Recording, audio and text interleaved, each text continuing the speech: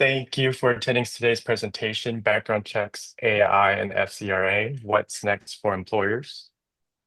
Today's session is brought to you by Sysif, a global provider of compliance-driven human capital and risk management solutions.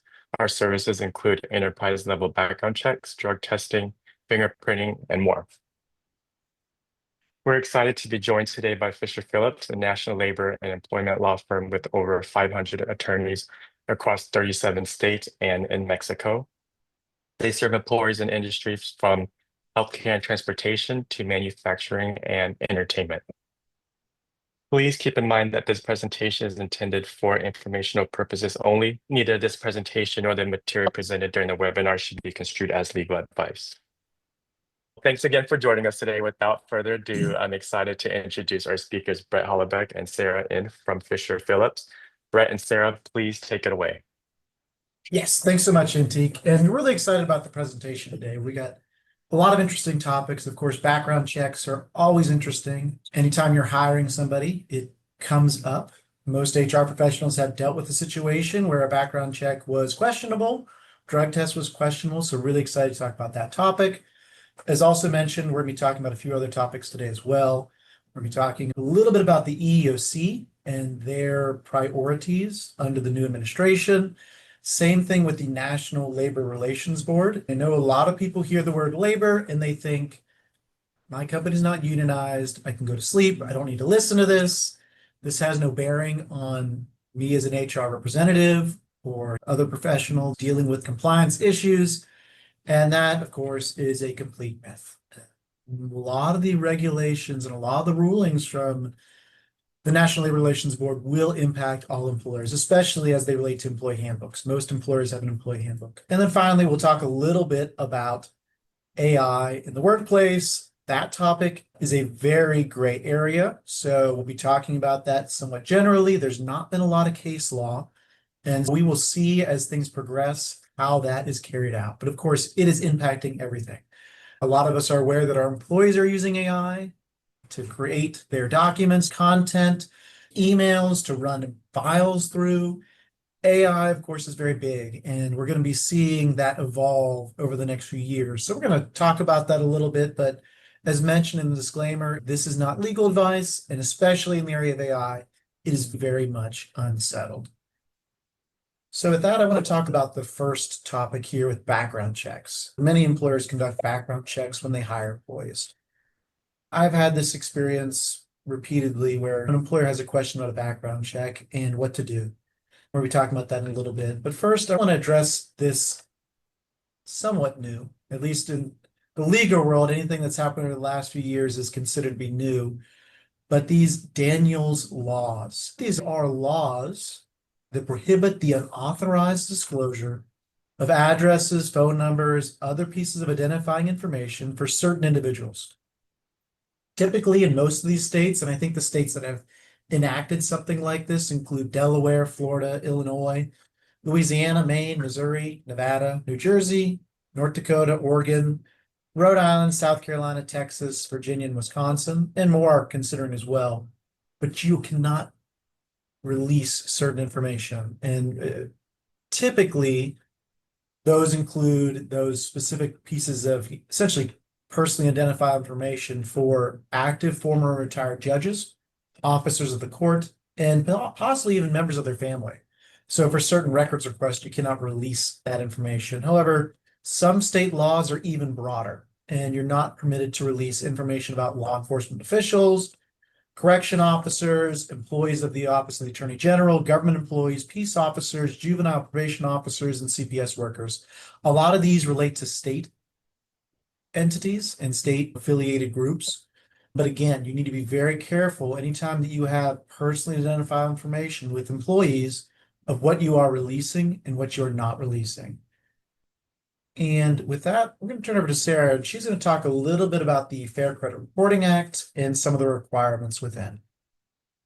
Hey, thank you, Brett. I'm Sarah. I'm in the Dallas office with Fisher Phillips. I'm just going to start off by talking about the Fair Credit Reporting Act.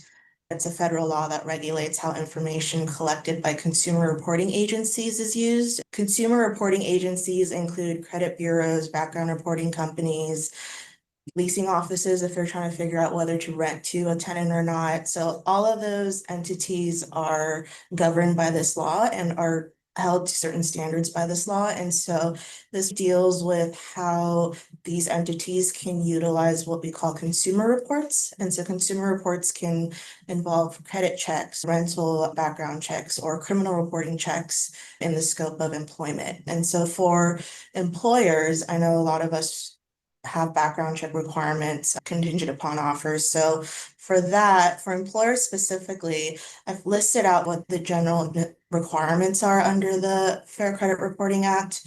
So notice is key, and the notice has to be a standalone written document. And so within that notice, you have to notify the candidate or the employee that you're considering for the promotion or the job that their background check will be conducted. And then along with that notice, you have to get written permission to run the background check. And so when you're notifying the individual of the background check, you have to also notify them of the nature and scope of the investigation, how the report will be used, and if you are going to utilize a background check to make a determination as to the candidacy of an applicant, you have to let them know that as well. And so once you get the background check, if there is some information on there that you don't like as an employer and you would like to act on that information to possibly deny a position or deny a promotion, before you actually finalize that decision, you have to again notify the individual. And this is what we would call a pre-adverse action notice. And the FCRA is very specific as to what needs to be included in the pre-adverse action notice. Again, you need to let the individual know that you ran the background check and there are some things in the report that you are looking at to potentially make a decision, an adverse decision as to their candidacy. Once you provide that notice, you have to allow the individual a reasonable amount of time to either address that or to report it as inaccurate, because again, background reports are not always accurate. So you have to give them that time to pseudo remedy what you're notifying them as a potential downfall. The act doesn't specify how much time you specifically have to give the individual to remedy what you find as insufficient, but from the litigation that is going on right now involving the FCRA and the failure to notify, it seems best practice is 5 business days. So when issuing a pre-adverse action notice, notify the employee or candidate that within 5 business days, the final decision will be rendered. If they are able to remedy it or address the insufficiency within that time period, then address it as it goes. But you're not allowed to make the final decision until that time period expires. Sarah, jump in real quick and add some questions, because I think this comes up a lot when advising clients, and we see this all the time when there's background checks. What should be considered? When should you consider? And I know the legalese is job related and consistent with business necessity is when you should consider somebody's criminal history in relation to whether or not you should hire them, and how old those criminal records are as well. Now, I've had this question come up a lot. There'll be a client, and a lot of times it's crimes of moral turpitude. There's a client, they have somebody that's going to be handling their payroll or their paychecks, and lo and behold, they have somebody that's a criminal history report for embezzlement or some other crime that they probably don't want those individuals to be dealing with the payroll, because that crime is directly related to their job duties that they're be carrying out. What do you look for when somebody gets an adverse action when they don't want to hire? Like, how do you run that analysis to see whether it's related to business to the or not? Another common one, we deal with schools a lot too. And of course, if there's any sexual allegations or criminality, that can bar somebody from working with children. So when a client calls with that kind of question, hey, I've got this criminal history report, or sometimes they're just Googling and they find out that this person has a criminal record 20 years ago. What's the first steps you do when you walk somebody through, okay, we've got a criminal record, how do you move forward from there? The first question I ask is, do you have a policy regarding criminal background checks, because I always tell my clients, you need to be consistent in everything that you do, whether it be background checks or taking adverse actions and terminating someone or disciplining someone. So that's the first question that I tend to ask. How do you typically approach background checks? And is the decision making that you're trying to do right now consistent with that practice? And then as to your second point about them Googling or finding convictions from 20 years back, there is a requirement under the FCRA that you're not allowed to include into background reports. There's a 7-year rule. You can't include adverse actions like arrests or civil judgments or anything about lawsuits that extend past 7 years. So if you're Googling and you find out that your applicant was arrested for drunk driving and convicted of drunk driving 10 years back, that is not something that you can act upon. It has to be within the 7 years or less time period.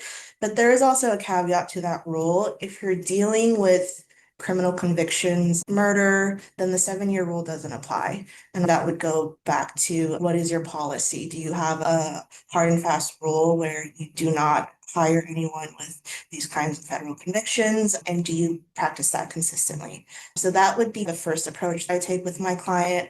The more nuanced attempt is, okay, they have these misdemeanors and they're within 7 years. Then I would ask, if your policy is not clear about how to act upon that, then do the analysis, Brett, that you just went through. Tie it back to their job. Will it make an impact? Do you see potential exposure there? Will it impact your clientele? Will it impact the fellow employees within the workspace? So stuff like that is what I would go into. But my initial approach is always, what is your typical practice? And let's try to abide by that. Yeah, absolutely. And I know sometimes there'll be people that raise new issues. And I had a client, I think it was a school where they were working with children, and there were some allegations of sexual misconduct at the prior facility, and a parent called. And those often operate outside of this background check process, which we typically recommend that you use a third party to conduct this analysis. And that just adds an extra layer where they can avoid common errors that may occur or may crop up in these reports, whether it's similar names, addresses, things like that. But just that adds an extra layer. But of course, if there's a concern raised outside of these reports, you treat it the same way. You run through the same analysis, whether it's job related. And typically I always advise my clients that if it would have been something that you would have not moved forward with under this under the background check law, under the FCRA, the Fair Credit Reporting Act, or for the background check, that you follow the same procedure. And of course, there are a lot of state laws to consider in certain places. Some states take different approaches to this as well, and that's something to consider. Is that what you find in your practice too, Sarah? Yeah, so like you said, we're dealing with FCRA, so it's the federal law, but there are also state-specific requirements. Some states are more stringent about what you can and cannot include into background reports and how far back you can go. So it's definitely also state-by-state analysis. So if you're worried about state implementations, then I would advise that you ask about your state-specific requirements and whether they don't track the FCRA and whether you have additional duties under that. But yeah, that is pretty much how my practice seems to track as well. A bullet point that I missed, and that's really actually important, is the certification that employers need to provide to the vendor who's providing the actual report. So within the certification, the employer needs to include very specific details. Number one, they need to certify that they notified the applicant in writing about running the report and that they received written permission to do. Also, that the employer will comply with the FCRA. Again, that's with the 7 years rule, as well as the pre-adverse action notice requirements.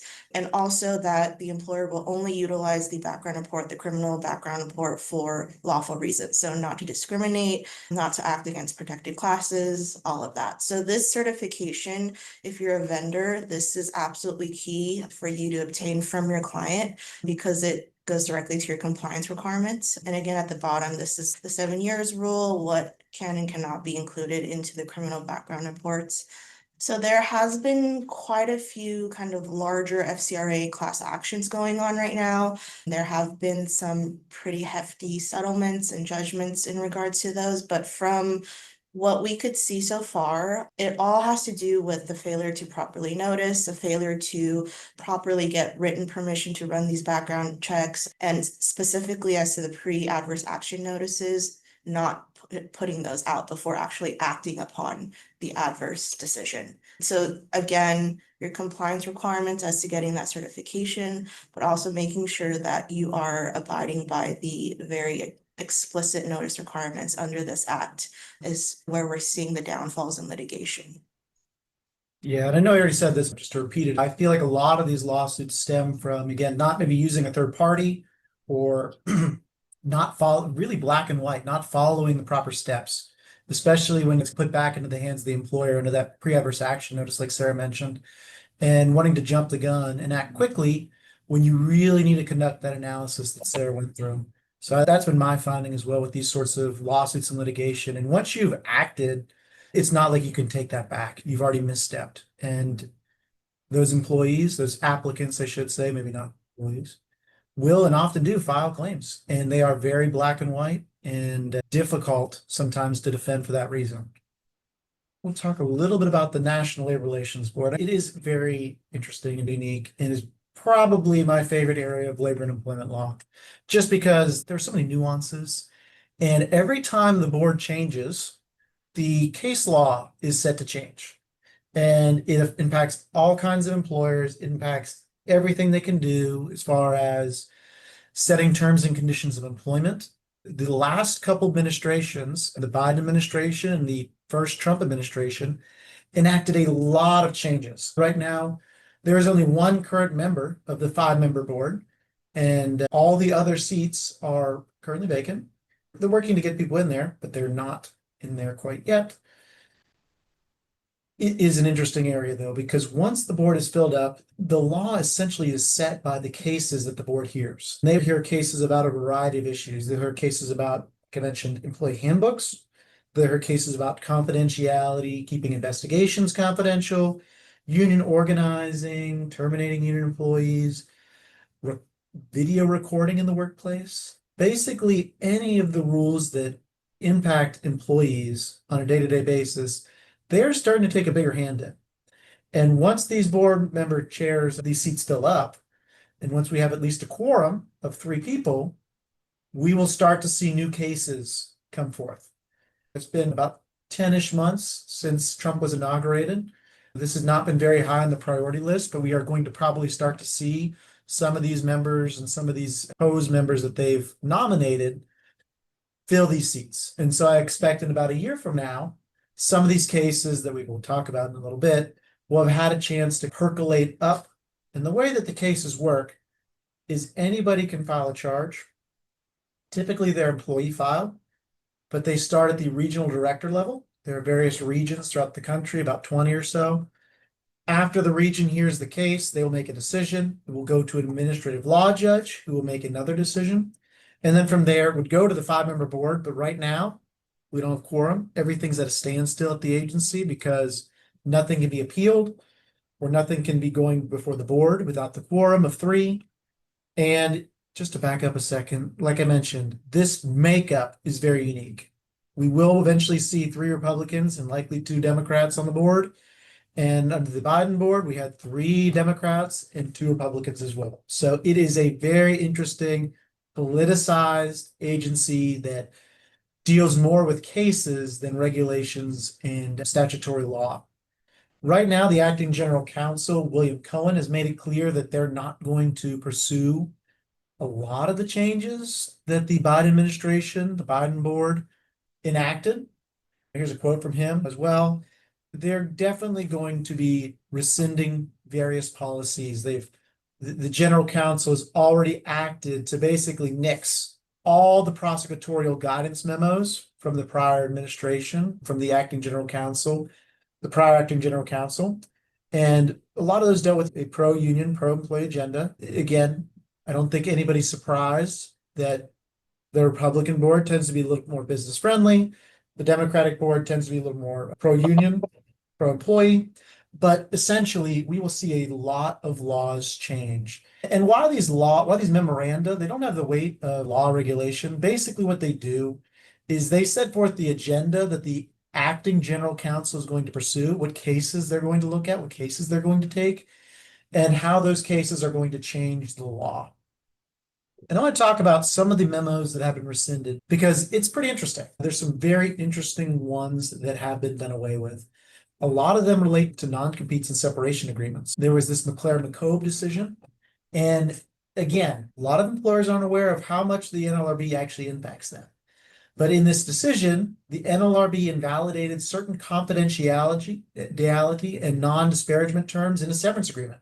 So if you let go of an employee, you weren't allowed to do certain things in that severance agreement. You weren't necessarily allowed to prohibit them from making statements about the company. So in particular, there were these two things that the Biden board established. First, the non-disclosure provision. If it contained a non-disparagement clause, it had to advise employees that they are prohibited from making statements that could disparage or harm the image of the employer, its parent or affiliates and officers, and it was more restrictive. So, it was overbroad. It did limit their ability to do that, and it's been since rescinded and done away with. The same thing with confidentiality as well. Typically, we would limit confidentiality in severance agreements to the monetary amount. They wouldn't be able to reveal the monetary amount or the terms of the agreement, but they could express other things as well. But it has been a big change. So we saw this with separation agreements where they were invalidated and there was some pushback, and luckily that got pushed back pretty hard. Another area is non-compete agreements. So if any employer has a non-compete agreement, General Counsel, former General Counsel, Ms. Abruzzo, she was of the opinion that non-compete agreements in employment agreements violated Section 7 of the National Labor Relations Act. And what Section 7 is essentially covers an employee's right to engage in what's called concerted protected activity. And concerted protected activity really just means that an employee can go and they can advocate or talk to upper management or perform other actions to improve working conditions with other people involved as well, or on behalf of others. Common examples of that, and hopefully you don't have any of these policies in your handbooks, employees are allowed to talk about their wages with other employees. You can't prohibit them from doing that. They're allowed to talk about increased benefits. You can't prohibit them from doing that. They're maybe allowed to talk about the unfairness of a manager and complain about the manager amongst each other, among other items as well that we'll talk about in a few slides. But one of the big ones was with employee handbooks. The Boeing decision was a decision under the Trump administration, which found that essentially Boeing was a federal contractor and they could prohibit employees from recording in sensitive areas because it was a federal contract. They did not want these images to be recorded of the workplace, as long as there was a valid reason to do that. And essentially, if they would have fired somebody, whether or not they were engaging in protected activity, the recording, they could terminate employees for video recording in that area. Huge changes coming. Like I said, non-compete agreements have not only been taking a hit by the NLRA, NLRB, but also by the FTC. And again, these apply to union and non-unionized environments, and it's a very interesting area of law. Stay or pay agreements, another thing that the former general counsel took a position on that's probably going to change. These are covenants that require employees to repay their employer if they end their employment before a specific time. Typically, they're referred to bonuses. You can do this in Texas, where if an employee has a signing bonus, they may be required to pay back that bonus. Again, these are things that were challenged. They typically deal with employees that may have a lot of student loan debt, get a sign-on bonus of some sort, and a retention bonus. If they stay a year, they get to keep the money. They're always tied to a monetary amount and a mandatory stay period where they may pay off certain educational loans. There may be damages owed if they leave early. Those are going to be allowed again. Those were challenged under the prior Biden administration and the prior Biden board, but we're seeing that change. Boeing. I talked about Boeing a little bit. Here's the evolution of the law. 2004, this is the Bush administration. They had a standard called Lutheran Heritage, and essentially a seemingly neutral workplace rule could be unlawful if employees would reasonably construe the rule to prevent them from exercising their rights. And reasonably construe is doing a lot of work in these next three interpretations of the law. So reasonably construe What does that mean to an attorney? We're going to find out how that has evolved. Typically, it just meant how would a reasonable person, a reasonable employee, interpret a neutral workplace rule? So a workplace rule that prohibited you from recording in the workplace, how would an employee look at that? There were some changes in between Lutheran Heritage, some new cases came out, and the Boeing decision came out. And I thought it was a great decision, really clarified the law. It stated that when evaluating a facially neutral policy, cannot record in the workplace or cannot record in these sensitive areas of the workplace, rule or handbook provision, when reasonably interpreted, again, that's that reasonably construe in this context, if it would potentially interfere with the exercise of NLRA rights. So if you were recording to catch your boss engaging in unlawful, discouraging, protected, concerted activity, or not permitting employees to engage in protected, concerted activity, hey, you can't talk about your wages, you're not allowed to do that. The NLRB will evaluate the nature and the extent of the impact on NLRA rights. So if it's a facially neutral rule, doesn't mention anything about recording because you're talking about your wages. It just says, like in the Boeing decision, you cannot record these sensitive areas. That workplace rule, they would look at the nature and the impact of it on NLRA rights. Would that prohibit employees from engaging in protected, concerted activity or not? And then were there legitimate justifications associated with the rule? And I think in that case, there pretty obviously were. They were a federal contractor. They didn't want to reveal state secrets. They were working on these airplanes. And there was a legitimate justification for not engaging in that rule. We will probably go back to that kind of standard. It's going to be a much more employer-friendly standard. And you're going to look at it, they're going to look at it more neutrally, but we're not there yet. The Stericycle decision is the current essential law, but it will be changed. And it says that a policy may be unlawful if an employee, again, would reasonably construe the applicable rule as chilling protected conduct under Section 7. And here's the kicker. Employers must show that the workplace rules are narrowly tailored to special circumstances, justifying any infringement on employee rights. So it's not enough just to say you cannot record in the workplace. You have to really narrow down where that may not occur, when that may not occur. And the dissent, I think, was very poignant here because the majority opinion essentially said reasonably construe means, is there any conceivable way that we could interpret this workplace rule as chilling protected, concerted activity? In other words, making it so that an employee would not be able to engage in trying to improve their workplace on behalf of themselves or others. That's essentially what protected, concerted activity means, protected conduct. If so, it's unlawful unless it is as narrowly tailored as possible. And so what we saw with employee handbooks over the last couple of years is we might have had a workplace rule under Boeing that was 3-4 lines, but now we've got to add in all these exceptions and narrow it down. And so now it's every workplace rule in your handbook is essentially doubled. So if you have an employee handbook right now, you haven't updated for a couple of years, it is probably unlawful under Stericycle, but good news.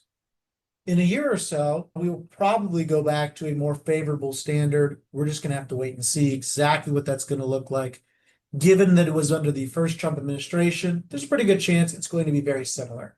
What should you do for employers in this circumstance? As an HR representative in this circumstance, I would definitely evaluate your stay-to-play agreements. Probably going to be thinking about reverting back to prior agreements, and it's all subject to state law when you can claw back. These are called clawback provisions.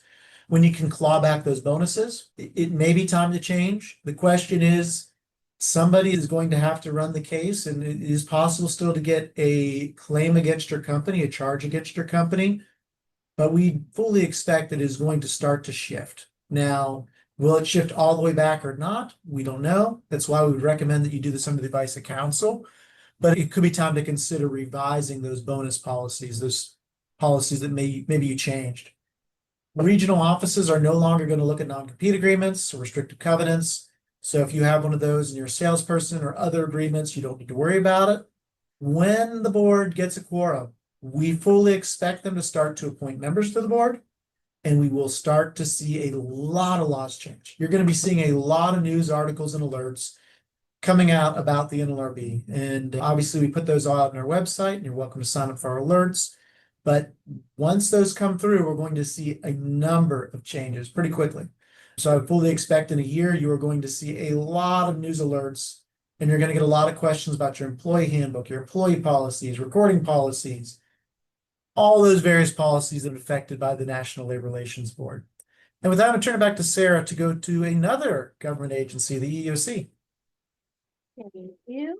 Okay, so the EEOC, the Equal Employment Opportunity Commission, what do? I'm sure you've heard of the abbreviation, but so it's a federal agency that enforces anti-bias workplace laws based on race, color, religion, sex, and sex now at least currently includes pregnancy, gender identity, and sexual orientation, and then national origin, age, disability, and genetic information. So they're basically the federal body that regulates against workplace discrimination. And so the main statutes that the EEOC works under are Title VII, the Equal Pay Act, the Age Discrimination in Employment Act, the Americans with Disabilities Act, and the Pregnant Workers Fairness Act. And again, pregnancy falls under the realm of sex. Brett had mentioned NLRB and charges. So a big part of the EEOC is also dealing with investigations via charges. So if an employee feels like they have been wronged, if they have been discriminated against in the workplace, if they've been retaliated against, the first step before being able to file a lawsuit is that they have to file a charge with the administrative agency. And there's also state equivalents to the EEOC. So in Texas, it's the Texas Workforce Commission. In California, it's the California Division of Civil Rights, I believe is now the name of it. So there are also state entities that do the equivalent of what the EEOC does. But typically, most states allow for charges to be dual filed with the state agency as well as with the federal agency, and then either the EEOC or the state equivalent will handle the charge.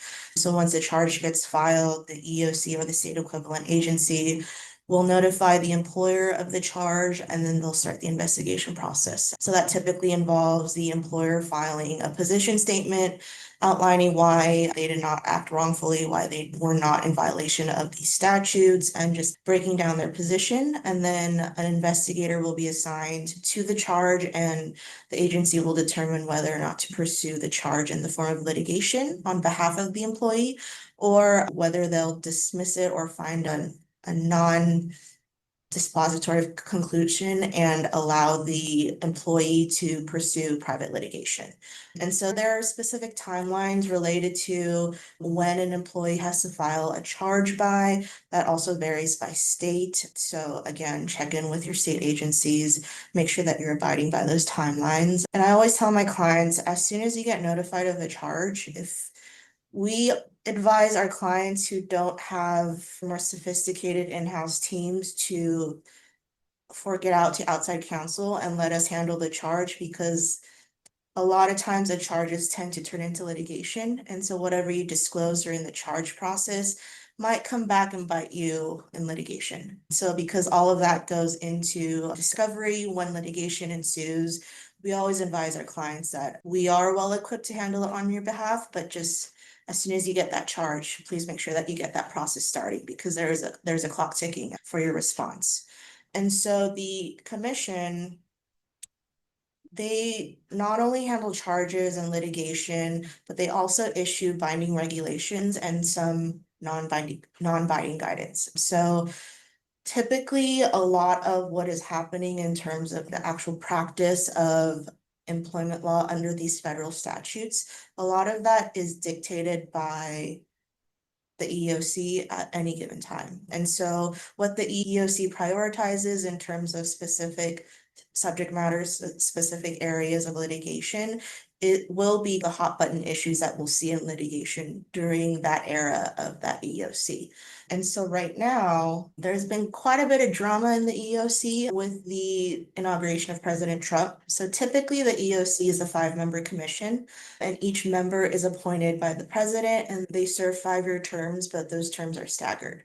And typically the commissioners tend to stay on the commission through the expiration of their terms. But with the inauguration of President Trump and the starting of his presidency in January 2025, we saw something quite unprecedented where he actually fired 2 of the commissioners from the EEOC. So what he first did was he appointed Andrea Lucas, who was already a commissioner on the EEOC during the Biden era, to acting chair of the EEOC. And then shortly thereafter, he fired 2 of the Democratic commissioners on the EEOC, Johnson Samuels and Charlotte Burrows. And so that left the EEOC with only 2 commissioners, Andrea Lucas, and then another Democratic commissioner who Trump hadn't fired. And so just like the NLRB, the EEOC needs a quorum to be able to actually take significant actions. And so a quorum, like Brett mentioned, is a body of 3 commissioners at least. And so up until most recently, the EEOC, having only been left with 2 commissioners, was quorumless. And so effectively, they were not really able to make significant decisions. They weren't really able to rescind anything from the Biden era. They weren't able to issue new regulations or revise old regulations. And so with that vacancy, in May of this year, President Trump nominated Brittany Panuccio to be commissioner. And 2 weeks ago now, the Senate confirmed her nomination. So now we have a quorum in the EEOC made up of a 2-to-1 Republican majority. And so most likely very soon we'll be seeing the EEOC issuing some new regulations, some new guidance, and I think they'll be scaling back on a lot of what the Biden era EEOC had actually issued. One quick comment too, just because I think it's interesting as well. There's been a lot of new developments in this area of terminating executive officials. It happened with Trump with the board, and it also happened with Biden with the general counsel as well. And that was, of course, upheld by the court as well. So Biden had fired the acting general counsel. So even though this administration has moved a little slow to fill those seats, this is going to be the new normal. This is going to be something that happens anytime there's a new presidential change. I suspect that they're going to terminate the commissioners. They're going to terminate the general counsel pretty much day one, based on the current administration and last administration. I just think that's interesting because this is a change. It didn't really happen before the last administration where these kinds of officials were let go. So it's definitely something new, definitely something to be aware of, and it affects all these priorities that Sarah is going to talk about here in just a moment.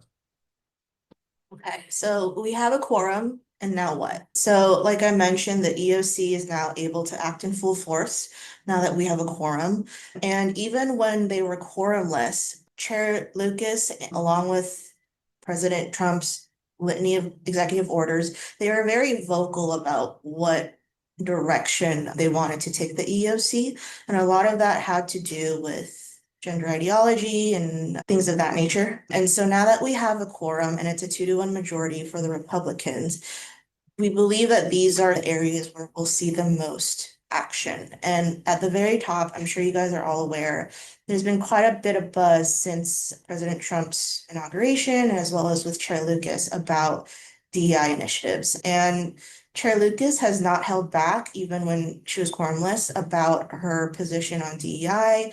Couple that with the executive orders of the Trump administration. So at the very forefront, I think we're going to see a lot of actual movement in this area. And I expect to see guidance or proposed ruling directly addressing DEI programs within the private sector. We're already seeing that even when we didn't have a quorum, but now that they do have a quorum, I think it's going to be a much faster and much more hardlined approach.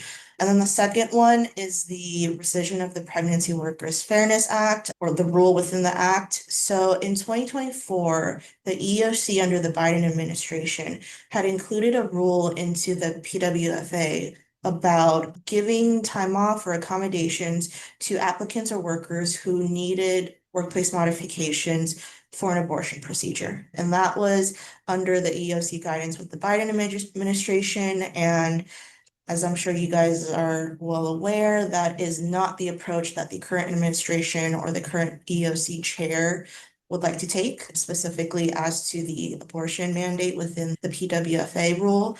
And so I think this is also going to be one of the first things that they will be addressing, that rule. Also, because when the Biden administration EEOC was actually enacting this rule, Chair Lucas at the time, who was not a chair, she was just a commissioner on the board.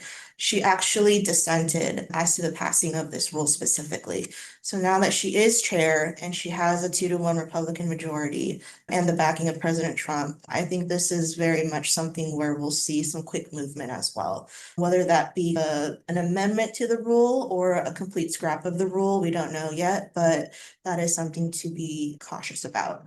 Again, religious rights, also, I'm sure that this is, you guys have all foreseen this probably by now, more religious freedom within the workplace. And that specifically goes to the LGBTQ plus community and any claims that they may potentially be able to bring as it relates to religious opposition, the misgendering of them, the misuse of their preferred pronouns, all of that. So within the big umbrella of expansion of religious rights within the workplace, I think that kind of more nuanced subsection is where we'll see a lot of movement as well. Okay, and again, I'm sure you guys see a pattern here, gender identity. So with the Bostock ruling, I think it was 2020. It was a big you vote on SCOTUS that. ruling Yeah. where SCOTUS held that within the protected class of sex, also gender identity, sexual orientation also was in that realm of protected characteristics. And so from that ruling on, people filing under Title VII for discrimination on the basis of their gender identity, sexual orientation, had a claim under the sex category. But now that we have this EEOC, we have President Trump's very clear approach to gender identity, I think there is going to be some guidance, maybe possibly some proposed rules as to this as well, as to what sex means. Very likely they'll restrict it to biological sex, but we'll have to see how they approach that Bostock holding. And then again, along the same vein, bathroom access. Chair Lucas specifically has been very vocal about bathroom access, specifically as for females. She has issued quite a few articles and PR notices about how she would like to provide single-use bathrooms or single-sex bathrooms specifically for females and restrict that specifically to biological sex. So again, that goes directly into point number 4 about gender identity and how the EEOC will be approaching that. Number 6 is based on something more recent. Recently, there was a 9-0 unanimous Supreme Court decision in the Ames case. In this case, there was a heterosexual female alleging that she was passed up for a promotion against a homosexual male counterpart. And so she alleged that she was discriminated against on the basis of her heterosexuality. And she was within I believe they filed within the Sixth Circuit. And within the Sixth Circuit, they had a heightened bar for employees who were filing on the basis of what we call a majority group class. So heterosexuality, I guess within race it would be Caucasian. So what we consider majority groups, there was a heightened standard for them to be able to actually make a claim. With the Ames decision, the Supreme Court unanimously decided that there will not be a heightened evidentiary standard for majority groups. They will be treated the same as minority groups. And so now we believe that there will be more what we call reverse discrimination claims. Caucasian males pursuing litigation, alleging that they're being discriminated against on the basis of their race and gender. So things like that, we foresee that picking up definitely, especially with this new Ames ruling. And then number 7 is just a general approach to what the EEOC will be doing now. With the Biden administration, we saw a very big uptick in the number of lawsuits that the EEOC was filing on behalf of individuals who had filed a charge. So the EEOC was heavily litigating lawsuits. Now that we have Chair Lucas and the Trump administration, I believe they're going to be acting more as an administrative body, putting out these rulings, these guidances, and pursuing less litigation. Now, that doesn't mean that there's any kind of a bar as to being able to file a charge with the EEOC. Their control of the charge process is always up and running, and you can file a charge whenever with them. Even with the shutdown of the federal government, charges are being accepted. But in terms of actually moving those charges into active litigation, I think that we'll see less of that. I want to add just too, because that's not just with the EEOC. I think all these agencies are going to take a much more cooperative approach. OSHA, if anybody has any workplace safety instance, they're going to go back to working more with employers to solve the issues. Same thing with the NLRB, going to take a little bit better approach for employers, not really solving the issues, but just a much more neutral, non-aggressive approach with the new administration. AI, Brett touched on it at the opening of our presentation, that it's permeated all aspects of our life, not just within the workplace, but just everywhere, right? With social media and with everything that's going on. But specifically as to the workplace, as of now, there are no federal guidelines or regulations as to how or to what scope AI can be used within the workplace. However, no matter that lack of federal regulation, the anti-discrimination laws are still applicable when you're utilizing AI in your workplace. So what that means is your AI vehicles, your application of how you use those AI tools cannot be in a discriminatory manner. So you can't be screening applicants on the basis of protected classes with the use of AI, all of that. And so as an employer, as a company, what do you do to safeguard against that, especially given the absence of federal regulation? You are still responsible to put up your own guardrails. Make sure that you're auditing your tools, make sure that you're training on a regular basis your internal teams, specifically HR, IT, legal, and also making sure that you're very clear with your vendors about how their systems work, what their systems do, and how their algorithms are run. So if there's any kind of innate bias within those algorithms, what they focus on, how often they vet their own tools, all of that. So you're gonna have to police your own tools and police your own policies to make sure that you are not violating any of the other federal protections that employees have and applicants have when they're applying to your entities. Yeah, and I just want to kind of talk about a couple stories. I don't know if Sarah's any stories she wants to share as well before we take any questions, because I think AI is interesting, like Sarah's mentioned. We're seeing it in hiring, we're seeing it with how employees maybe create charts, data. They might upload forms into the system. And there's so much to think about. It is a new area that we're all dealing with at the same time. I think just a couple stories as well, but before I get to that, we all know AI can hallucinate too. AI can be broken. A lot of people want to break the AI and get to say or do strange things. So all those things that I think now, if you've used ChatGPT or any other AI tool, OpenAI, or whatever you might use, you've seen ways that the AI can get off track. And as an employer, it's very important to do things that Sarah talked about here. And policies are very important. We've helped a lot of clients create an AI policy.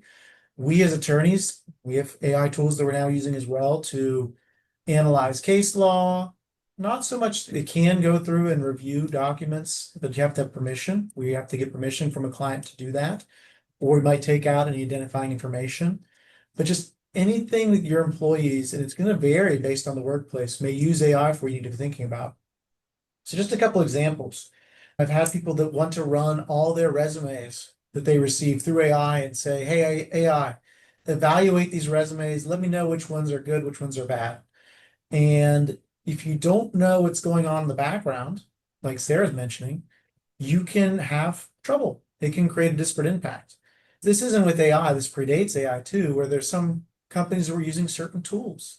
Really before AI is as sophisticated as it is now, but it found that it was, and again, this was several years back, not as sophisticated as now, but some of the companies that were using, for lack of a better word, AI or some kind of assisted technology to analyze the resumes were starting to identify certain trigger words. And one of those trigger words that it was looking at was like women. So if the application said women's engineering group or president of some sort of gender specific group, the resume tool, and this was several years back, it was eliminating those resumes. And so baked into the system was discrimination because it was searching for those words through the tool that they had crafted and eliminating them. So anytime you're using it, there's the possibility of error. And once those errors are made, it's very difficult to correct. Now, obviously, most people I don't think are at that level. A lot of companies backed off a couple of years ago because of some of those issues in using them to make employment decisions. And I just want to outline kind of what the best policy is that employees actually need to go in and test and verify the information. When we're crafting AI policies, when I've done it for various companies now, we are making it very clear that the employee needs to check the output from the AI for its truthfulness. And we're often including a disclaimer at the top. Hey, you're responsible for checking this. Anytime that AI app opens up, if it's an internally crafted AI tool, so you're not using just ChatGPT, it's something that company's created, you have much more control over what it's going to be used for. You have more knowledge of the background algorithms that may have gone into it. You can test for biases. It's your tool. Whereas ChatGPT or pick your other favorite AI assisted tool doesn't have the same capacity. And I don't know if you have anything to add to that, Sarah, before we get to any questions, but it is an area for all employees and employers and employment lawyers right now. Yeah, just a few things. Just as we've seen a lot of different movement within the EEOC and the NLRB, their approach to AI is also very different from the previous administration. So they're definitely scaling back in terms of regulating AI within the workplace. So that's feeding into the bigger vacancy on the federal level in terms of regulation. But with that vacancy on the federal level, we're seeing a lot more state level regulation. So a lot of states have issued their own laws regulating AI usage within the workplace. So again, the typical players, New York, California, Colorado, Illinois, and even Texas most recently have passed laws regulating AI usage within the workplace. So again, be cognizant of where you're located, where you're practicing, where your employees are, and tailor your AI usage to the state requirements as well. I think we have two questions. Do these laws apply to nonprofits? Yes, I mean, everything we've mentioned will apply to nonprofits, whether it's the EEOC discrimination laws or the NLRB. Some of those depend upon the size of the employer. Some of those for the National Labor Relations Board, they have basically income thresholds. So you would need to look that up. There's different nonprofits that have different requirements. But yes, everything we've mentioned would apply to nonprofits as well. All right, next question. If the candidate never gets back after the adverse action letter, can the employer move on?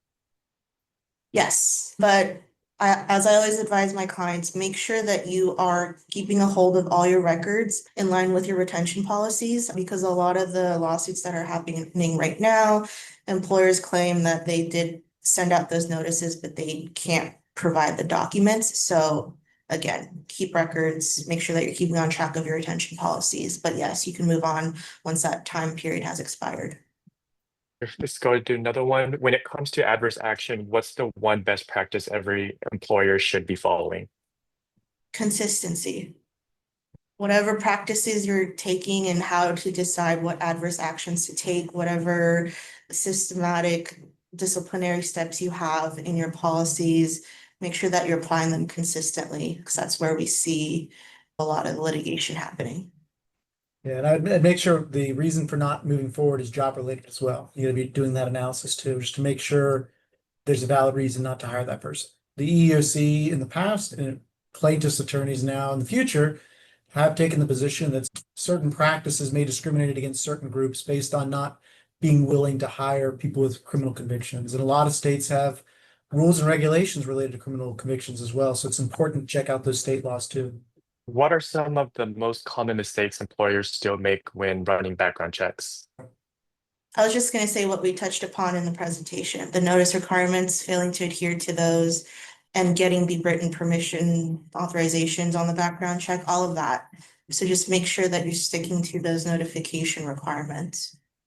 Yeah, and I'm kind of going to build up what Sarah said, which is I think a lot of employers get an adverse action or an adverse notice, and they just want to can the process. And they don't want to give a chance to correct. We want to fire this person. We want to look for any reason to let them go and not move forward with the hiring. And obviously, you should not do that. We don't recommend that. And it's just like Sarah mentioned, you got to go through that analysis and consider your practices before you take that sort of action. Thank you for joining us today, Brett and Sarah. I'd like to thank you for being with us and providing us with such an informative and timely presentation. You can scan the QR code on the screen right now to get a free no strings attached background check program assessment. Thanks again for joining us and have a great rest of your day, everyone.